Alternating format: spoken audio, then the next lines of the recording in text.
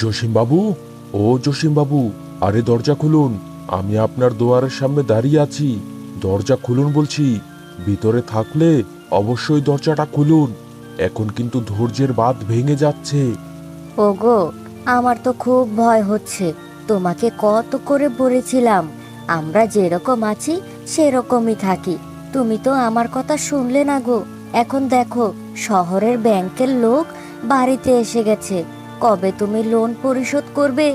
মনে হচ্ছে এই ভিটা বাড়িটাও আমাদের বিক্রি করে ওই লোনের টাকা পরিশোধ করতে হবে। আহা গিন্নি, আস্তে কথা বলো। ওই অফিসার শুনে ফেলবে তো। শুনে ফেললে আবার ঘরের ভেতর কখন যেন ঢুকে যায়। না গো, আমার তো খুব ভয় হচ্ছে। কোনো দিন তো এইভাবে দরজার মধ্যে দাঁড়িয়ে চেঁচামেচি করেনি। আজকে তো দেখছি ঘর ধাক্কা দিয়ে মনে হচ্ছে ভেঙেই ফেলবে। তোমাকে কত করে বলবো একটু শান্ত হও, নিজের মুখটাকে একটু চুপ করাও। এত বেশি কথা বললে সে তো শুনে ফেলবে, আর শুনে ফেললেই তো ঘরের ভেতর ঢুকে এলাহি কাণ্ড বাঁধিয়ে দিবে। চুপ থাকো বলছি। হ্যাঁ, খুব তো এতদিন কত বিলাসিতা দেখিয়েছো। ব্যাংক থেকে লোন নিয়ে নিয়ে মানুষকে দেখিয়েছো যে তুমি কতটা বড় লোক। এখন দেখো, লোনের টাকাও শেষ। ব্যাংক থেকে লোক এসে প্রতিদিন বাড়িতে করা নাড়ে। এইরকম আর ভালো লাগে বলো? জসিম বাবু, এই জসিম বাবু, ঘরে থাকলে তাড়াতাড়ি সারাদিন এই বৃষ্টির মধ্যে আমাকে ভিজাচ্ছেন। এর পরিণাম কিন্তু খুব খারাপ হবে বলে দিলাম। আপনাদের স্বামী স্ত্রী দুইজনের নামেই কিন্তু আমি মামলা দিব বলে দিলাম। দরজা খুলুন। ওগো, ওগো, আমার খুব ভয় হচ্ছে গো। এখন কি করব?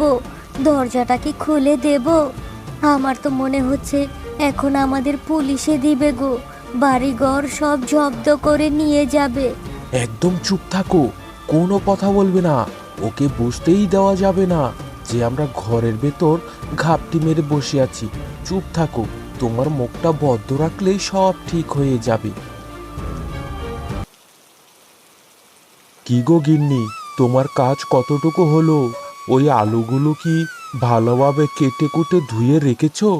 হ্যাঁ গো, এই তো সব কিছু কোটাকাটা শেষ হয়ে গিয়েছে। ধুয়েও ফেলেছি। এখন শুধু ওই রান্নার পালা। তবে একটু পরপর যে বৃষ্টি হচ্ছে সেটাই তো ভালো লাগছে না। আচ্ছা, আমি বলি কি, এই বৃষ্টির মধ্যে কি কাস্টমার আজকে আসবে? হ্যাঁ গিন্নি, আসবে না কেন? আরে পাশেই তো একটা গার্মেন্টস হয়েছে। সেই গার্মেন্টসের লোকজন তো আমাদের এই হোটেলেই খেতে আসে। বৃষ্টি হোক, ঝড় বাদল, যাই কিছু হোক না কেন, গার্মেন্টস তো আর বন্ধ নেই। এই জন্যই তো তোমাকে বলেছিলাম এইখানেই হোটেলটা করো। দেখেছো কতটা উপকার হয়েছে? কোনো দিনই খাবার অপচয় হয় না। প্রত্যেক দিনের খাবার প্রত্যেক দিনই বিক্রি হয়ে যায়। হ্যাঁ গিন্নি, ওই ব্যাংক থেকে লোন নিয়ে এই দোকানটা করেছিলাম। আজকে বাকি লোনটা দিয়ে ফেললেই ওই ব্যাংকের লোন আমাদের পরিশোধ হয়ে যাবে। আর আজকে থেকে যা কামাবো শুধু লাভ আর লাভ। আমরা চাই আমাদের এই দোকান আর ওই গার্মেন্টস খুব ভালোভাবেই চলুক। কারণ গার্মেন্টস ভালোভাবে চললেই আমাদের হোটেল ভালোভাবে চলবে। হ্যাঁ, ঠিক কথাই বলেছো। আচ্ছা দাও দাও, ওই পরিষ্কার করা কেটে কুটে রাখা আলুগুলো দাও। এগুলো হাঁড়িতে আবার এখন চাপিয়ে দিতে হবে। এক্ষুনি কাস্টমার চলে আসবে। তাড়াতাড়ি করো গিন্নি। হ্যাঁ হ্যাঁ, এই নাও এই নাও। উফ, আর ভালো লাগে না এই বৃষ্টি। একটু বৃষ্টি একটু রোদ, এই অঝরে বৃষ্টির মধ্যে ছাতা দিয়েও কোনো লাভ হয় না। এই শরীর ভিজেই যায়। এখন তো অনেকটা সময় হয়ে গেছে। যাও যাও, বাসায় যাও। সেই সকালবেলা এসেছিলে, বাসায় গিয়ে একটু রেস্ট করো যাও। ঠিক আছে গো, আর ঠিকঠাক মতো নিজের কাজ করো। আমি এখন চললাম। বিকালের আগেই আবার হোটেলে চলে আসবো। বুঝলি নগেন, এই বৃষ্টির মধ্যে যদি একটু খিচুড়ি খেতে পারি তাহলে খুব ভালো হয়। তাছাড়া খিচুড়ি না পেলেও যদি গরম গরম ভাত আর মাংসের তরকারি খেতে পারি রে, আহা, মনটা যেন পুরো জুড়িয়ে যেত। হ্যাঁ জমিদার মশাই, একদম ঠিক কথাই বলেছেন। কিন্তু এখন আপনাকে কে রান্না করে দেবে? কাজের মহিলাও তো আজকে বৃষ্টির জন্য আসেনি, আর ওই গিন্নিমাও তো বাপের বাড়িতে গেছে। এই জন্যই তো কোনো কিছু ভালো লাগে না। গিন্নি থাকলে মাঝে মাঝে বৃষ্টিতে একটু ভালো মন্দ রান্না করে দিত, কি যে ভালো লাগতো। তা এখন কি করা যায় রে নগেন? কি করবেন? হ্যাঁ, শুনুন, আমার কাছে একটা বুদ্ধি আছে। আমাদের ওই গ্রামে গার্মেন্টসের পাশেই একটা ভালো হোটেল আছে, খুব সুন্দর তার রান্না। আশা করি সেইখানে গরম গরম ভাত আর ওই মাংসের ঝোল খেলে আপনার খুব ভালো লাগবে, আর রান্নাটাও খুব মজার হয়। সে না হয় ঠিক আছে, কিন্তু এই বৃষ্টির মধ্যে কিভাবে যাব রে? শরীরে আবার বৃষ্টির ফোঁটা পড়লে যদি ঠান্ডা লেগে যায়, তাহলে তো তোদের গিন্নিমা আমার উপর খুব রাগারাগি করবে। কি যে বলেন জমিদার মশাই, এইদিকে বাড়িতে রান্না করার মতো আপনার লোক নেই, তারপর আবার আপনি এই বৃষ্টিতে খেতেও যাবেন না। সেটাই তো ভাবছি রে নগেন। ঠিক আছে, দেখি বৃষ্টিটা একটু কমলেই তারপর না হয় তুই আর আমি গিয়ে ওই গার্মেন্টসের সামনের দোকান থেকে খেয়ে আসবো। তা কি গো, আমি তো বাসা থেকে ঘুরে চলে আসলাম। তা আজকে খরিদ্দার কিরকম হয়েছে শুনি? আর বলো না গিন্নি, এই বৃষ্টির মধ্যে কাতলা মাছের বিরিয়ানিটা যা চলা চলছে না, একেবারে অমায়িক ব্যাপার। তোমাকে তো আমি বলেইছিলাম যে শোনো, হোটেলে তুমি কাতলা মাছের বিরিয়ানি করো। দেখেছো, আমার কথাটা লেগে গেছে। আর যেইভাবে রান্না করে গেছি, সবাই খেয়ে চেটেপুটে শেষ করে দেওয়ারই কথা। ঠিক আছে গো গিন্নি, তাহলে এক কাজ করো, আমি এইদিকে তোমার হাতে হাতে কাজগুলো সেরে তারপর না হয় বাসায় যাচ্ছি। এখনই তুমি বাসায় যাও, দেখো বেশি কাজ করো না। এমনিতেই আবার বৃষ্টির সিজন, শরীরে বৃষ্টি লেগে কাজ করলে তারপর তো অসুস্থ হয়ে যাবে। তার চেয়ে বরং তাড়াতাড়ি বাসায় গিয়ে একটু রেস্ট নাও। আচ্ছা গিন্নি, ঠিক আছে, তাহলে তুমি এখানে বসো, আর একটু পর আরেক হাঁড়ি কাতলা মাছের বিরিয়ানি বসিয়ে দিও। মনে হচ্ছে সন্ধ্যার আগেও ওই কিছু খদ্দের আসবে আর কি। আচ্ছা আচ্ছা, ঠিক আছে, যাও তুমি এখন বাসায় গিয়ে রেস্ট করো। আমাকে অত সব বলা লাগবে না। আজকে কি নতুন তোমার সাথে দোকানদারি করি নাকি? আমি সবটাই জানি। যাও যাও, এখন বাসায় যাও।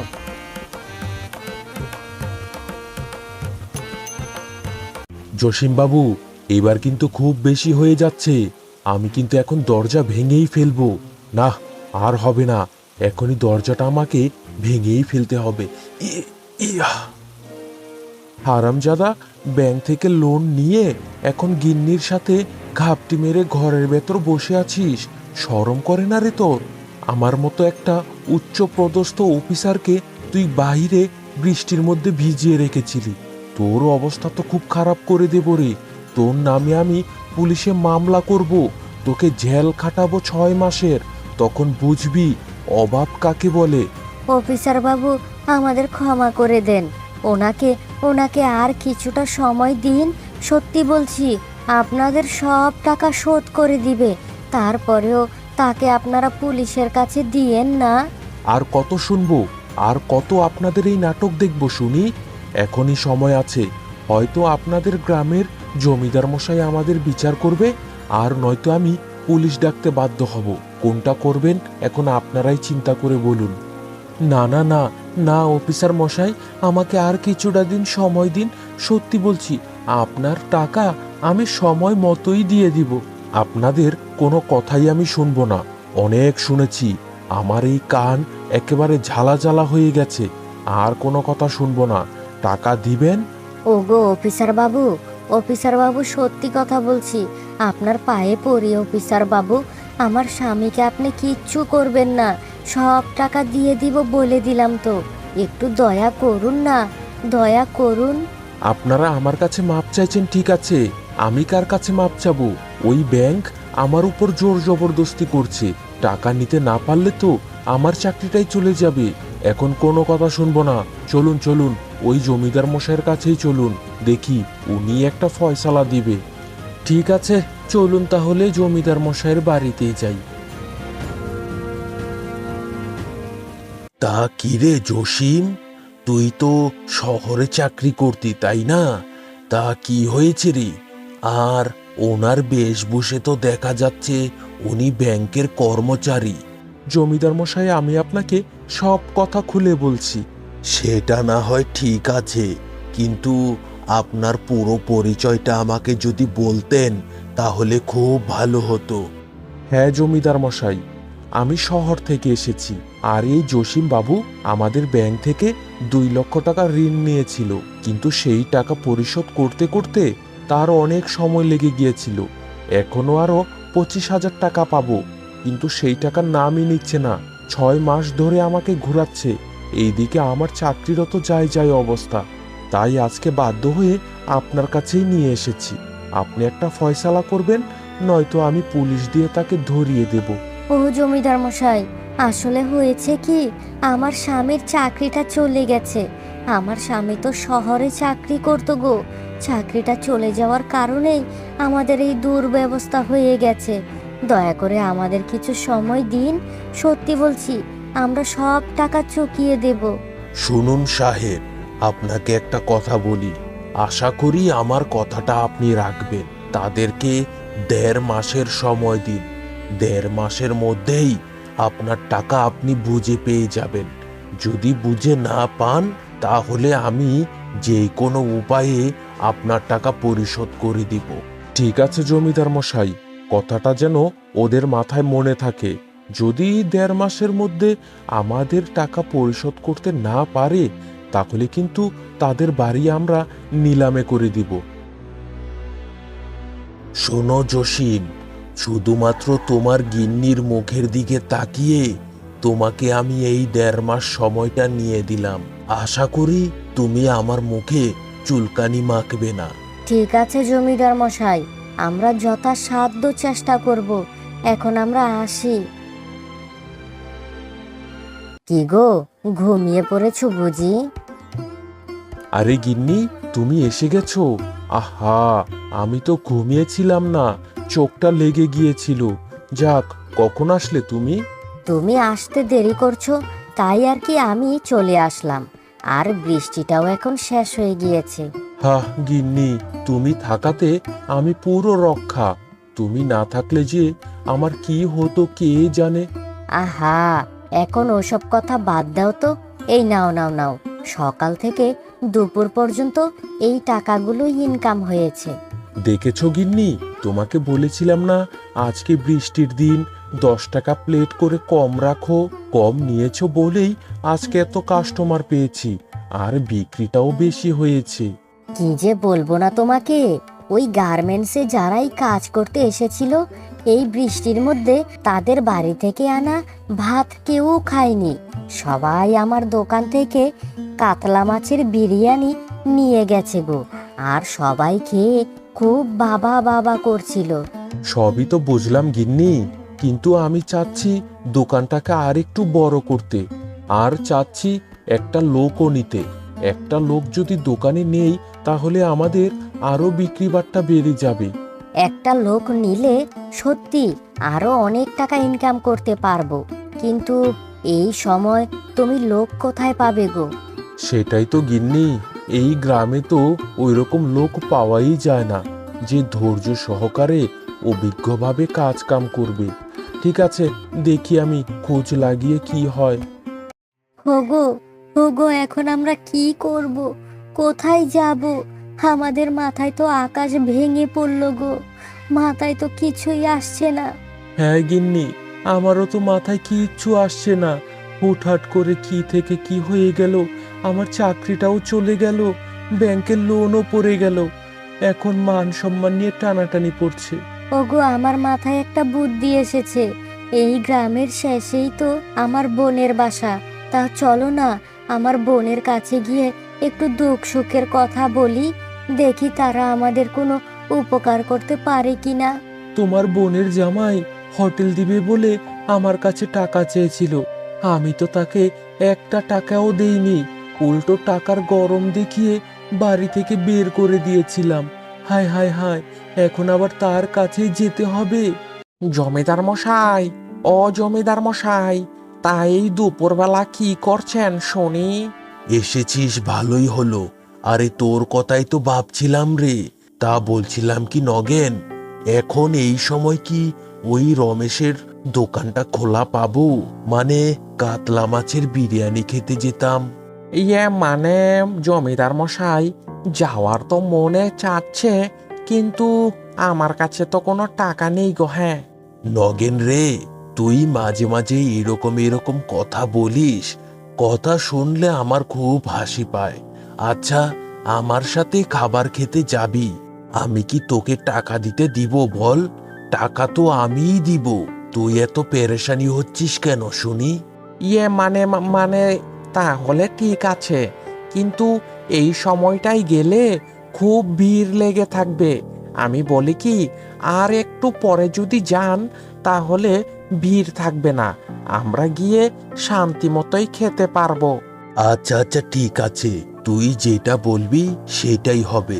আচ্ছা বল তো নগেন, তার কাছে কাতলা মাছের বিরিয়ানি বাদে আর কি কি রান্না হয়? সেখানে তো মোটামুটি সব কিছুই রান্না করে, ডিমের তরকারি, আলু তরকারি, শাক পাতা, কিন্তু সবচাইতে বেশি ভালো হচ্ছে ওই কাতলা মাছের বিরিয়ানিটা, সেটা মানুষ খুব বেশি খায়। তাহলে বেশ বেশ, আমি ওই কাতলা মাছের বিরিয়ানিটাই খাবো। শুনেছি ওটার নাকি খুব চাহিদা। দিদি, ও দিদি, আরে ঘরে আছো নাকি? দিদি দেখো কে এসেছি আমরা। আরে আরে, এ তো দেখছি শালিকা এসেছে। আরে বাহিরে কি দাঁড়িয়ে থাকবে নাকি? ঘরে এসো, ঘরে এসো। কিরে ছোট, তুই হঠাৎ করে এই জায়গায়, তা কি মনে করে আসলি শুনি? কেন গো দিদি, আমি কি আসতে পারি না বুঝি? আহা, আগের কথাগুলো বাদ দে তো। আগে কি হয়েছে না হয়েছে সেগুলো এখন আমাদের মাথায় নেই, বরঞ্চ এখন নতুন করে কিভাবে সম্পর্কটা গড়ে তোলা যায় সেই চিন্তাই কর। দিদি, ও দিদি, বড় বিপদে পড়ে তোমার কাছে এসেছি দিদি। দিদি আমাদের সাহায্য করো দিদি, আমাদের উদ্ধার করো, নয়তো আমাদের পথে পথে ভিক্ষে করে খেতে হবে। তোমরা তো মাসখানেক আগেও খুব ভালো ছিলে, আরামায়েসে চলতে, তা হঠাৎ করে এইরকম কাণ্ড হলো কি করে শুনি? কি আর বলবো জামাই বাবু, আমাদের আমাদের খুব কষ্ট গো। তোমরা তো জানোই আমার স্বামী ওই শহরে কাজ করত, কিন্তু চাকরিটা যাওয়ার পরে ব্যাংকের লোনও আমরা দিতে পারিনি, যার কারণে আজকে ওই জমিদার মশাইয়ের বাড়িতে সালিশ হয়েছে। আমাদের আমাদের 1.5 মাসের সময় দিয়েছে। টাকা যদি আমরা দিতে না পারি তাহলে আমাদের বাড়িঘর নিলামে উঠবে গো। ও আচ্ছা, এত কিছু হয়ে গেছে। ঠিক আছে, কোনো সমস্যা নেই। আচ্ছা, আমার হোটেলে কি তোর স্বামী কাজ করবে? হ্যাঁ, আমি সব ধরনের কাজ করতে রাজি আছি, আগে শুধু এই বিপদটা থেকে উঠতে পারলেই হলো। যাক, তাহলে তো সব কিছু মিটেই গেল। তুমি আর আমি দুইজন মিলে ওই দোকানটা সামলাবো। তোমাকে আমি প্রতি মাসে একটা করে বেতন ধরিয়ে দিব। আশা করি সেটা তোমাদের জন্য খুব ভালোই হবে। আর ওই তোমার গিন্নি, মানে আমার শালিকা, আমার গিন্নির সাথে একটু হাতে হাত লাগাবে। আশা করি তোমাদের দিনকালও ওই ভালোই যাবে। জামাইবাবু, আপনাকে অনেক ধন্যবাদ। আপনি না থাকলে কি যে হতো এখন, আমার তো মাথাই ঘোরাচ্ছে। আমরা তাহলে এখন আপনাদের দোকানে যাচ্ছি, আপনারা আসুন। একটু পর তো আবার ওই কাস্টমার চলে আসবে। ঠিক বলেছ শালিকা তুমি। যাও, তোমরা দুইজন ওই দোকানে গিয়ে বসো, আমরা একটু পরই আসছি। ও জামাইবাবু, ওই বাহিরের কাজগুলো তো সব করা শেষ হয়ে গেছে, এখন আর কি কি করতে হবে সেটা বলে দিন। বলছো কি গো, এত তাড়াতাড়ি কাজ কাম শেষ করে ফেলেছো? বাবা বা, আমি খুব খুশি হয়েছি। এক কাজ করো, ওই তো বাহিরে কিছু সবজি আছে, সেগুলো সুন্দর করে কেটে কুটে বড় কাতলা মাছটা ভালোভাবে পরিষ্কার করে রান্নাটা বসিয়ে দাও। জামাইবাবু, তুমি আমাকে ক্ষমা করে দিও। আমি সত্যি টাকার অহংকারে তোমার সাথে অনেক খারাপ ব্যবহার করেছিলাম। তুমি তো এই হোটেলটা দেওয়ার জন্য আমার কাছে টাকা চাইছিলে, কিন্তু আমি তো তোমাকে দেইনি গো। এখন সেই হোটেলেই আমি এখন কাজ করছি। আমাকে তুমি ক্ষমা করে দিও। আহা, কেন যে শুধু শুধু তোমরা এসব কথা এখন তুলছো কে জানে। আমরা সব কিছু ভুলে গেছি বাবা। এখন ভালোভাবে কাজ করো তো। এই ছোট, যা যা যা, তুই তোর কাজ কর গিয়ে। আরে জমিদার মশাই যে, জমিদার মশাই আমার এই হোটেলে এসেছে। বাবা বা, খুব সৌভাগ্য আমার। আরে রমেশ, ওই রকম কোনো কিছু না রে বাবা। আসলে হয়েছে কি, তোর গিন্নিমা আজকে অনেক দিন হলো বাপের বাড়িতে গেছে। আর এই নগেনও বলল তোর হোটেলের নাকি কাতলা মাছের বিরিয়ানি খুব ভালো লাগে। তাই তো সেই কথা শুনেই তোর হোটেলে এসেছি। বেশ বেশ, এ তো খুব ভালো কথা। আপনি আমার দোকানে কাতলা মাছের বিরিয়ানি খেতে এসেছেন, এ তো আমার পরম সৌভাগ্য। আসুন আসুন, আপনি টেবিলে বসুন, আমি আপনাকে খাবার দিচ্ছি। আরে জসিম, জসিম তুই এই দোকানে? তা তুই কি এই দোকানেই কাজ করিস বুঝি? হ্যাঁ জমিদার মশাই, আমি আর আমার এই ভাইরা দুইজন মিলেই এখানে কাজ করছি। আর বোঝেনি তো, ব্যাংকের লোন চেপে আছে, সেই লোনটাকেও তো দিতে হবে। আপনি বসুন বসুন, আপনার খাবার আমি দিচ্ছি। এখনই বসছি, যা তোরা খাবারটা নিয়ে আয়। দেখি তোদের ওই কাতলা মাছের বিরিয়ানিটা কেমন লাগে। আচ্ছা জসিম ভাই, ওই কাতলা মাছের বিরিয়ানির দাম কত শুনি? আরে বেশি না, আজকে তো এমনিতেও বৃষ্টি বাদল হচ্ছে, তাই আজকে 10 টাকা ছাড়ে বিক্রি হচ্ছে, মাত্র 50 টাকায়। এই যে নিন আপনাদের কাতলা মাছের বিরিয়ানি। একবার শুধু মুখে দিবেন, আর অনেক দিন পর্যন্ত এই হাতে গন্ধ থেকে যাবে। একবার শুধু খেয়েই দেখুন না।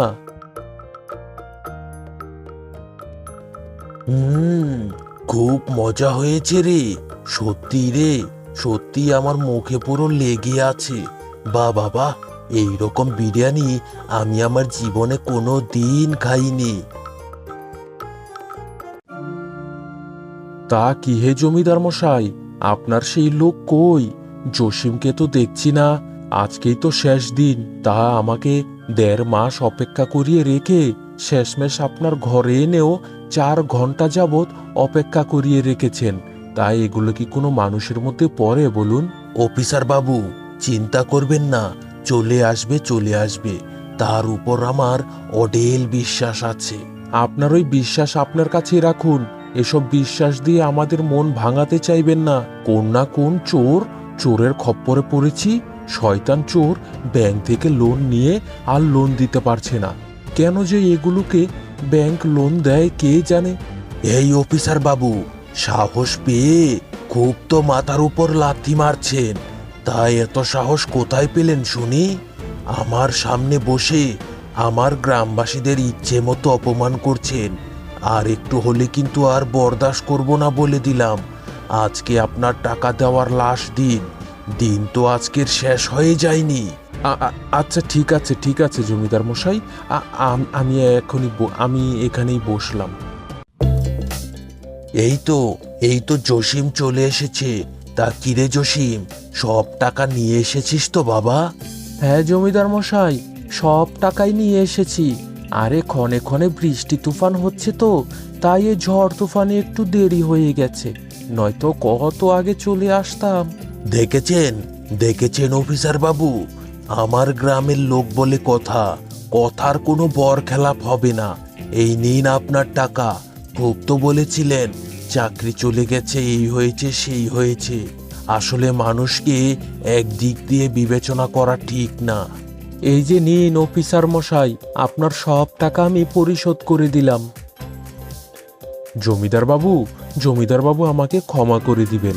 আমি আপনার সামনে অনেক কথা বলে ফেলেছি, দয়া করে আমাকে ক্ষমার চোখে দেখবেন।